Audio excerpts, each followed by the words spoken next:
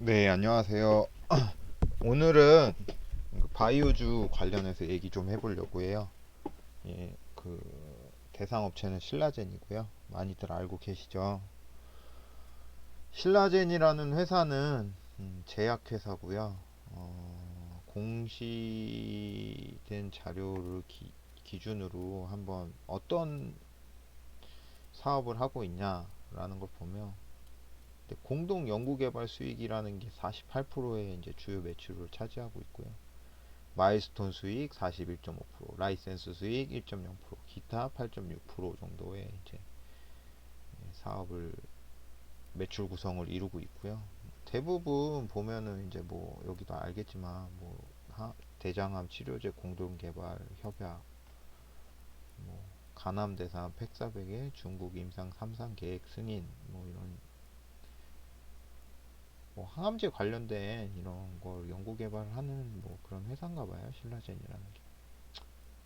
사실 얼토당토 안 와서 사실 관심 자체를 안 가졌었거든요. 근데 최근에 이제 좀 안 좋은 모습을 보여주는 것 같아서 한번 차트를 한번 살펴보려고 하거든요. 신라젠이라는 회사는 주가가 급등을 해서 약 15만 원 가량의 가치를 형성을 했었어요. 2017년도 1월 11월 달에. 마찬가지로 주가는 주봉 기준으로 엄청나게 상승을 했다가 예, 이제 보통 상승을 하게 되면 그 상승을 하는 힘 때문에, 그러니까 작용되는 힘이 상방으로 강하다 보니까 이렇게 꼬리가 달리고 빠지더라도 다시 한번 매수세가 계속 나와요. 근데 이제 누군가는 계속 매도 물량을 내놓다 보니까 그게 점점 이제 힘이 점점 완화가 되죠.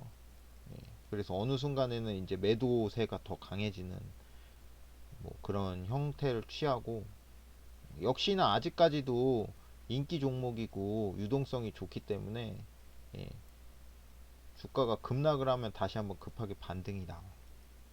그리고 현재는 간을 보면서 이제 횡보하고 있는 구간이다. 이 구간으로 봤을 때는 저는 상당히 위험한 구간이라고 생각을 해요. 신라젠의 주가는 이제 원래 정상가로 회귀할 가능성이 아주 높아요.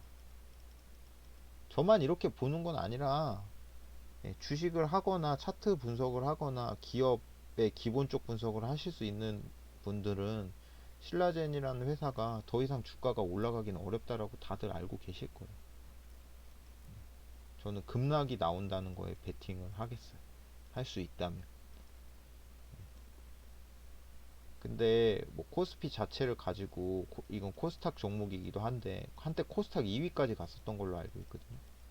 예, 이때 코스닥의 1위가 셀트리온이었던 것 같은데 지금 셀트리온이 코스피를 넘어가긴 했는데 어쨌든 지금 이러한 구간에 있고, 저는 이게 이제 주봉으로 그 이제 그 지수 이동 평균선 기준으로 이제 데드 크로스가 나오거나 이게 이제 역배열이 되기 시작을 하면 주가는 아마 이 저점을 깨기 시작하면 더 급락을 할 가능성이 높아요.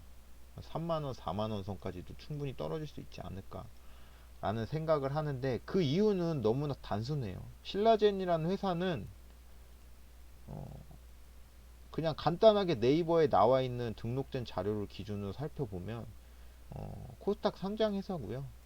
설립일이 2006년 3월 23일이고 상장된 건 2016년 12월 6일에 됐어요. 그러니까 실제로 상장되고 나서 급등이 나온 거예요. 예. 너무나 어떤 베이스가 좋았죠. 상장이 2016년에 됐는데 2017년부터 바로 급등이 나왔다라는 것 자체가, 매출액은 이게 어이가 없는 거예요.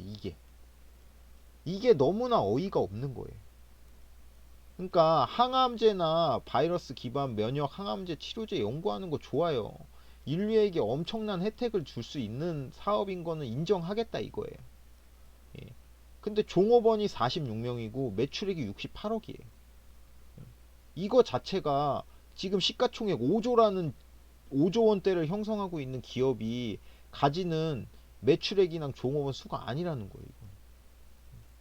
아무리 연구개발하고 그 바이오주가 어떤 기대감에 의해서 움직인다고는 하지만 이거는 사실은 진짜 터무니없는 수치거든요. 이게 얼마나 터무니없는 수치인지 제가 코스피에 상장된 그 비슷한 회사를 몇 개를 비교를 해볼게요.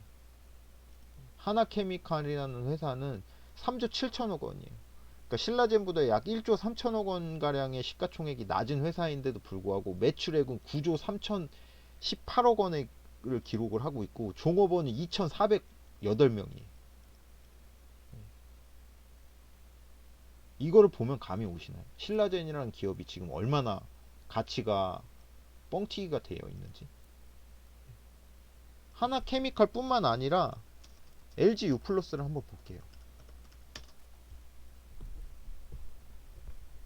그러니까 LG U+는 지금 시가총액이 12조 정도 돼서 좀 비교 대상은 아니긴 한데 LG U+ 역시도 12조라는 그 시가총액을 이루고 있고요. 종업원은 1496명이에요. 그럼 최소한 시가총액이 5조 원대 되는 회사, 12조 원대 되는 회사에 비교를 해봐도 상식적으로 말이 안 되죠. 상식선에서 제가 말씀을 드리는 거거든요.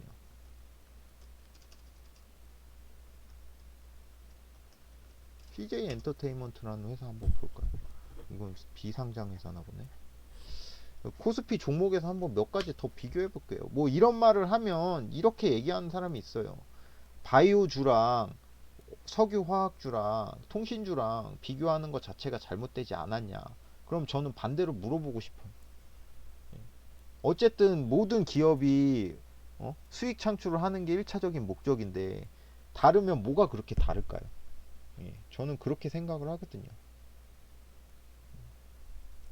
기업은 어떤 형태로 돈을 벌기 위해서 이익 추구의 집단이에요. 그럼 여러분들이 그렇게 생각하시는 분도 있으실 것 같아서 제가 한미약품이라는 회사로 비교를 해줄 거예요. 같은 화학 그 바이오주니까. 한미약품도 한때 이슈가 많이 됐었죠. 주가가 급등이 나와서. 한미약품이라는 회사는 매출이 9,165억이에요. 종업원은 2,327명이고 시가총액 5조 397억 원. 신라젠이랑 거의 비슷하죠.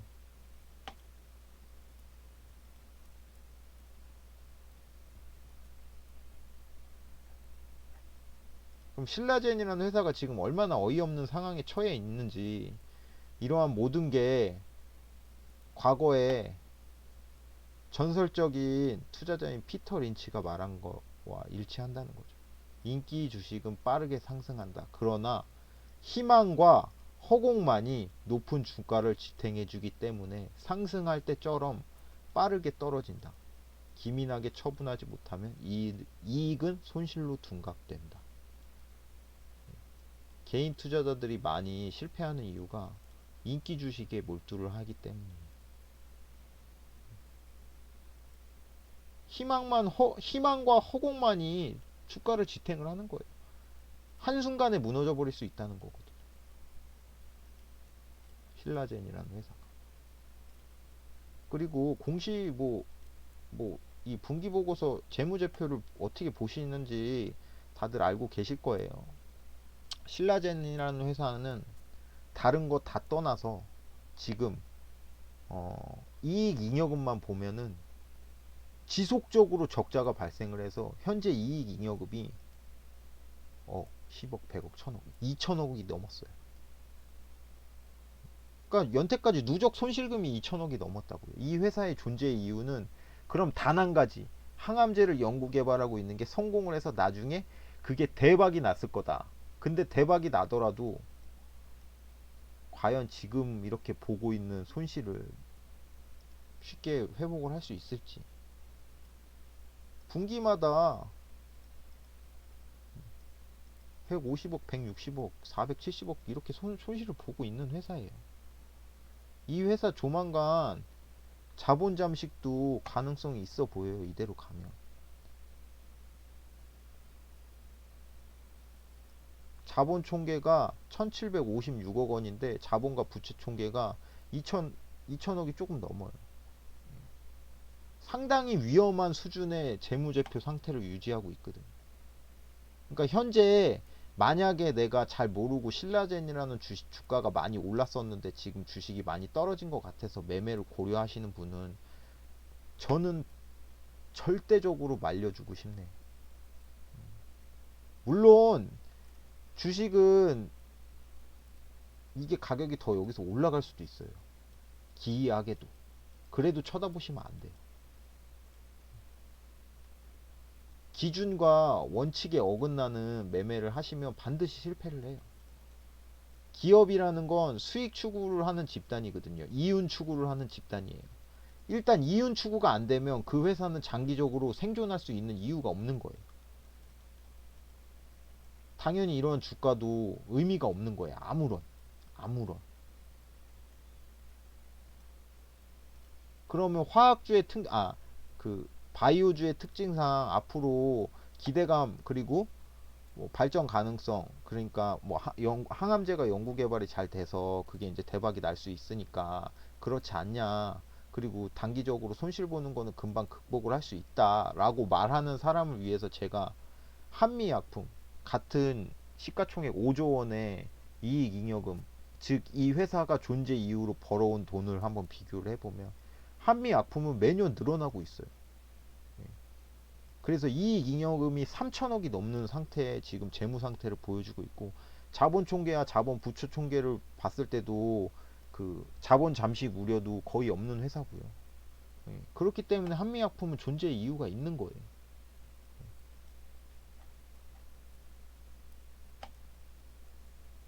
신라제는 차트적으로, 재무적으로, 회사의 규모적으로 지금 5조 원대의 시가총액을 형성하고 있는 거는 너무너무너무 말이 안 되는 기이한 현상이다. 그럼에도 불구하고 주가는 계속 상승을 해왔다.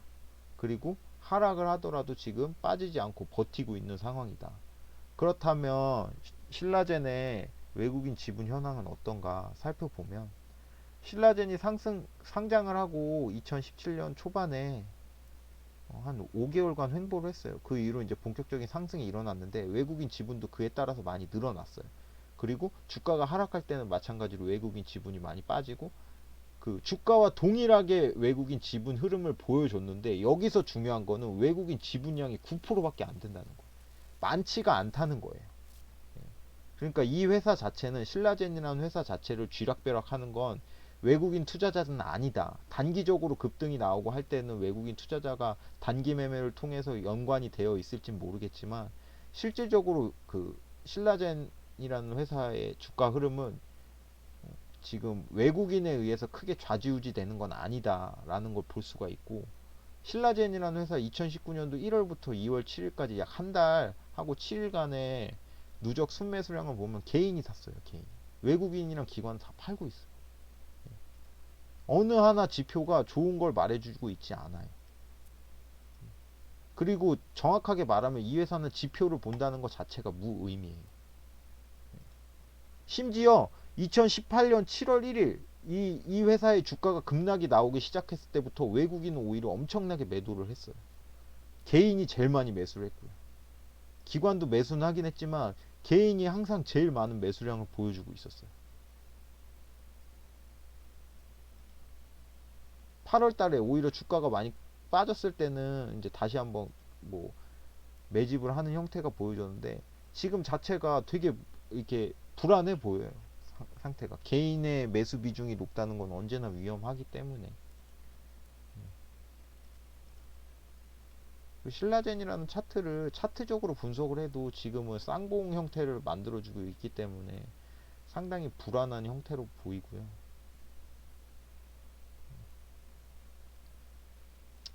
제가 언제나 얘기하는 내리는 차트는 저점과 고점이 항상 낮아진다. 고점,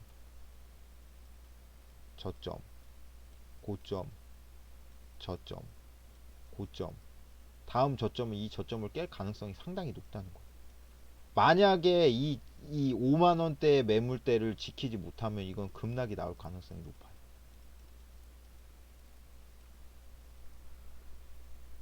그러니까 심리적인 마지노선과 같은 거기 때문에 만약에 이 5만 원 선이 무너지면 신라제는 당분간 회복하기는 어려울 거예요. 본래의 가치로 찾아갈 가능성이 아주 높습니다. 그러니까 저 같은 경우에는 기업 자체가 투자 가치가 먼저 있는지를 많이 보거든요. 이게 단순히 주가가 급등이 나오던 급등이 나오지 않던 그런 걸 떠나서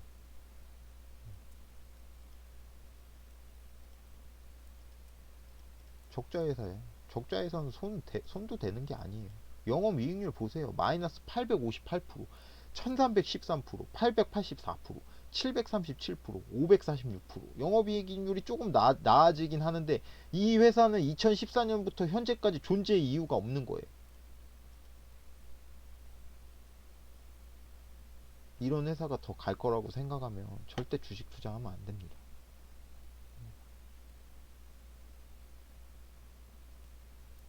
절대로.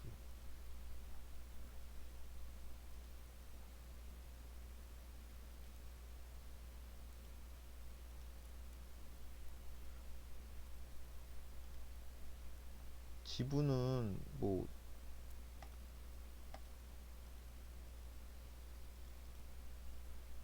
유통주식이 88%네.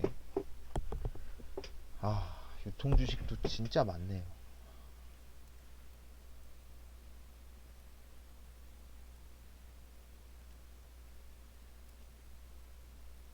한미약품 같은 경우는 58%거든요.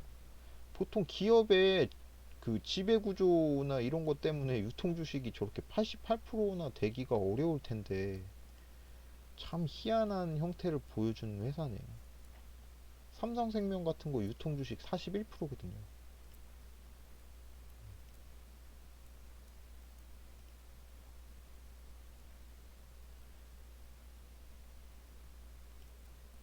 카카오 유통주식 62.54%.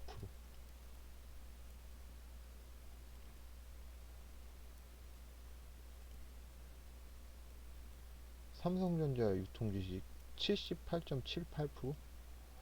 삼성전자가 이렇게 많나? 뭐 아무튼 그렇다고 치더라도 뭐 상당히 유통주식이 많네요. 대주주 관련돼서 지분 보유량도 8%밖에 안 되고 장난치기가 진짜 좋네요. 삼성 SDS 유통주식 42.62%.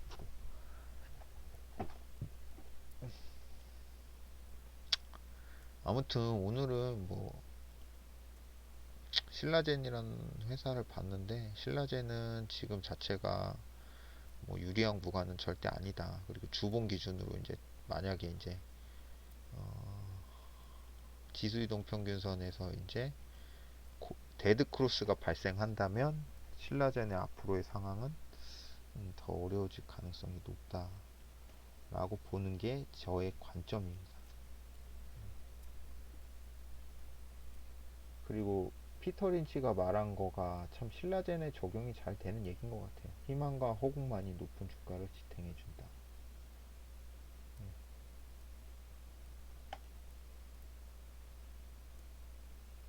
그저 예. 그저 참을성만 있으면 되지요.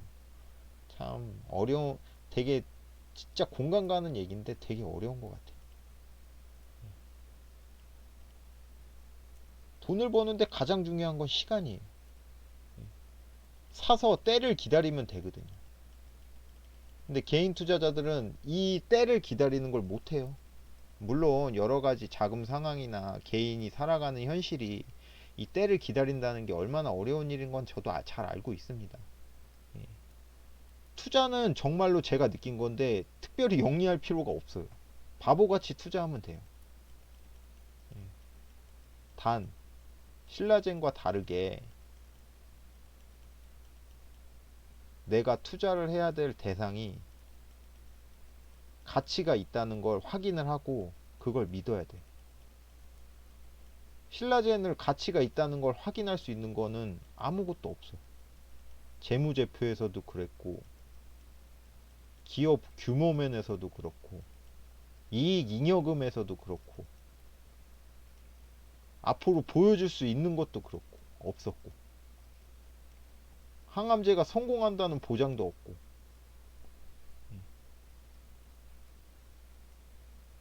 지금까지 벌어놓은 회사의 돈도 없는 거고. 신뢰를 할 수 있는 종목을 선택을 했으면 나머지는 인내만 있으면 돼.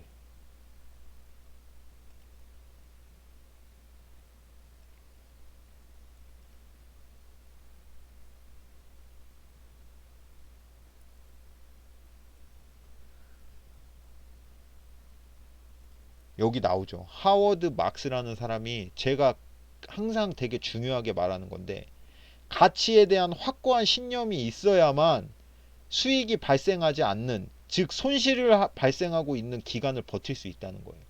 저는 개인적으로 이더리움이라는 거를 많이 얘기했어요. 제 방송 보신 분은 알겠지만 이더리움이 지금 가격이 많이 하락을 해서 11만 원대를 형성하고 있는데, 가치에 대한 확고한 신념이 저는 있거든요, 개인적으로. 아마 방송을 보시는 분도 뭐 암호화폐에 관심이 있으신 분은 도움이 되는 얘기겠지만, 예, 확고한 신념이 있으면 수익이 발생하지 않는 기간, 즉 마이너스 손실을 발생하고 있는 기간을 충분히 감내할 수 있습니다. 예, 제가 감내하고 있습니다. 예. 근데 내가 만약에 신라젠이라는 회사를 투자를 해서 손실을 보고 있으면, 예, 이 손실을 발생하는 기간을 버텨낼 수가 없어요. 왜냐하면 어떠한 근거로도 이게 앞으로 가치가 인정받을 수 있다라고 확신을 할 수가 없어요. 저 역시도 제가 확신을 못하면 반드시 실패를 해요. 그게 단기적으로 성공을 할지언정. 왜냐하면 제 마음이 너무나 갈대박 같거든요. 스스로 믿지를 못하니까. 불안하고. 불안하면 이미 진 거예요.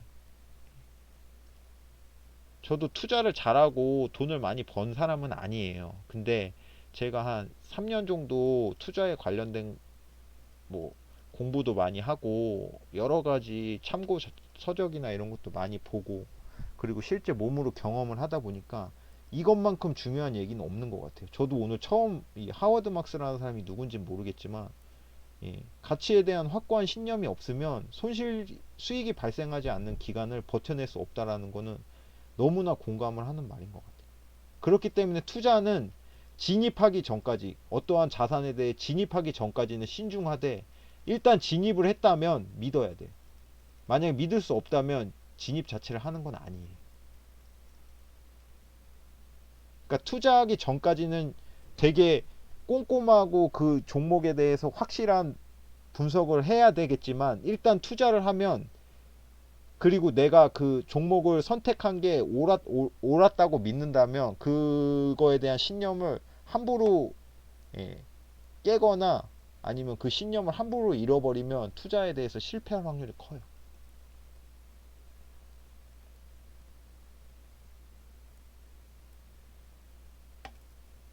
이거예요, 이거. 팩트는. 오늘 신라젠 얘기를 하다가 갑자기 투자자 명언 피터 린치 얘기가 나와서 좀 얘기를 했는데, 제가 농담식으로 많이 얘기하거든요. 예. 자는 동안도 돈을 버는 사람들은 경제적, 즉 돈으로부터 자유로울 수 있어요.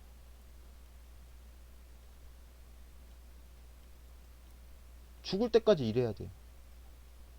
근데 일해서 큰 돈을 얻을 수 있지도 않아요. 노동으로는 큰 대가를 받기가 어렵습니다. 제가 예를 들어볼까요? 삼성전자 이재용. 잠자는 동안 돈 벌죠. 계속 버는 거예요, 걔는. 제가 얘기하는 또 축구 스타 호날두. 잠자는 동안 벌어요, 얘.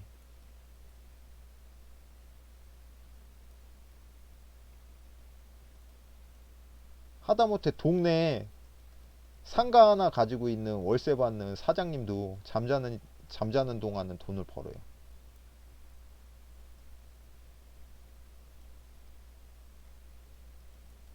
투자자. 잠자는 동안 돈을 벌 수도 있고 잃을 수도 있어요. 하지만 자기가 옳다고 믿는 종목을 선택을 했고 그 선택이 맞았다면, 잠재적으로는 잠정적으로는 지금 당장은 수익을 내고 손실을 내고를 반복을 하겠지만, 길게 보면, 예, 지금 있는 자산이 불어난다고 보는 거죠, 저는.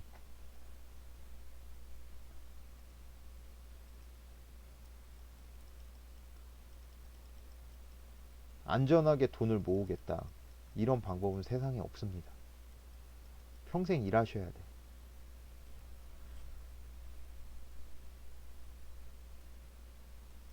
연봉이 한 10억 정도 되면은 가능해요. 이게. 대다수는 1억도 안 되거든요. 내가 연봉이 1억인데 안전하게 큰 돈을 벌겠다.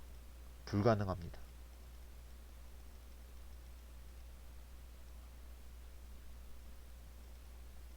50년 내가 연봉 1억을 받을 수 있는 게 아니잖아요.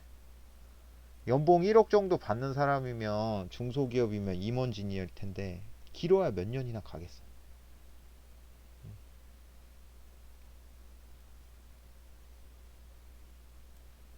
660만 원의 실수령액을 받아서 자식을 부양하면서 부를 누릴 수 있을까요? 절대 못 누립니다. 안전하게 돈 못 법니다. 제가 단언합니다. 우리 부모님들이 그렇게 살으셔서 부를 누리셨나요? 자본주의 사회에서 투자는 선택이 아니라 필수예요. 올바른 투자에 대한 방법과 마음가짐이 필요한 뿐이지 투자는 선택이 아니라 필수인데 한국 사회에서는 투자를 노름시하거든요. 저는 반드시 투자를 해야 된다고 생각하고 저의 자녀에게도 나중에 투자는 선택이 아니라 필수라고 어려서부터 교육을 시킬 겁니다. 올바른 투자 가치관을 확립을 하는 게 앞으로 다가올 미래를 대비하는 거예요. 단순히 공부 좀 잘하는 것보다 훨씬 더 이게 중요하다고 저는 생각을 합니다. 잠자는 동안도 돈을 벌 수 있는 방법을 반드시 찾아야 돼요. 그래야지만 경제적으로 독립을 할 수가 있는 거예요. 죽을 때까지 일하고 싶으면 잠자고 있는 동안 돈을 벌 수 있는 방법을 안 찾으셔도 돼요. 안전하게 살다 갈 거니까. 근데 저는 죽을 때까지 일하고 싶지는 않네요. 모든 사람이 그러겠지만.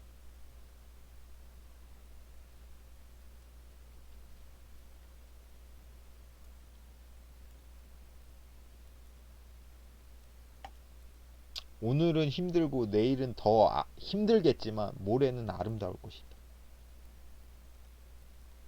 알리바바 마윈. 손정희한테 200억을 투자받아서 수십조, 수백조의 기업을 만들었죠. 손정희가 이 사람한테 200억을 투자했어요. 알리바바 창업을 할 때. 그리고 손정희도 수조 원의 이익을 얻었죠. 외롭고 힘든 길을 간 거예요. 다수가 아니라 소수의 선택을 주목을 해야 된다는 거예요. 언제나.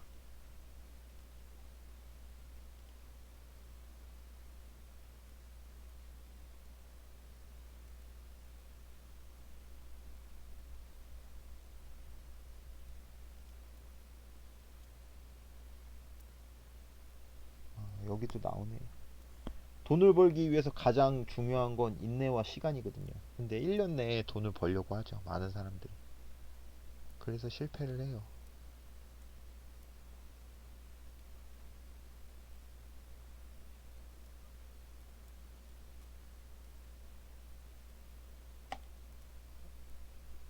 오늘 달걀 하나를 갖는 것보다 내일 암탉 한 마리를 갖는 편이 낫다. 이게 뭐라고 생각하세요? 잠자면서도 돈 벌 수 있는 방법이랑 똑같은 원리죠. 달걀 하나는 소비해버리면 그만이거든요. 암탉은 계속 달걀을 낳아요. 즉 내가 일하지 않고도 돈을 벌 수 있는 시스템을 만들어야 된다는 거예요.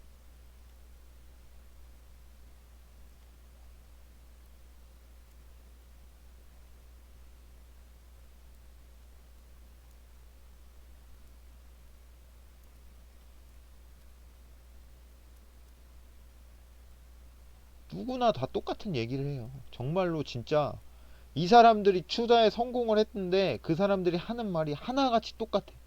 근데 개인 투자자들은 하나같이 그 말을 믿질 않아요. 믿더라도 이행하지 못해요.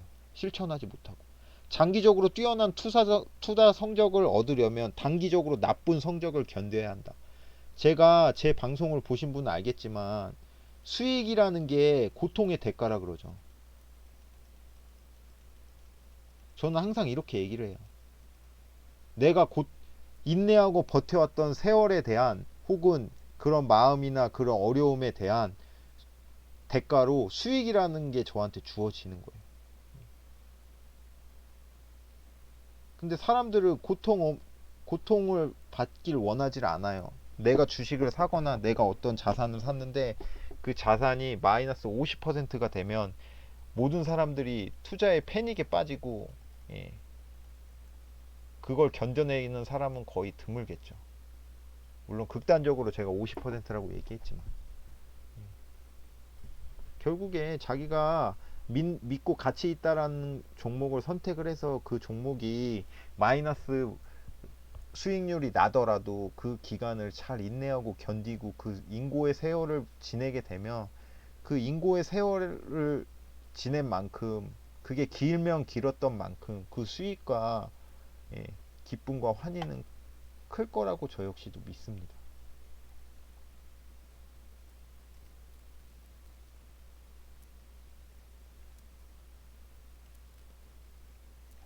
잠자는 동안은 돈 버는 방법을 알아야 된다. 앙드레 코스톨라니 참 유명한 사람인데 뭐라고 얘기를 했을까요?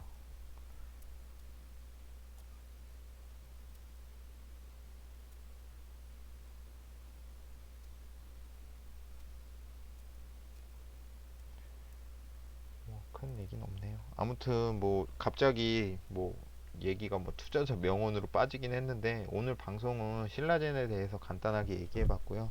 신라젠은 현재 보수적인 입장을 취해야 되고 단기적으로 주가가 좀 올라간다고 하더라도 관심을 가져야 될 종목은 아니라는 게 제 의견이고요. 뭐 투자는 개인과 뭐 개인이 판단해서 자기 성향에 맞게 진행은 하지만 신라젠 같은 종목은 조심을 해야 된다라는 게 오늘 방송의 내용이었습니다.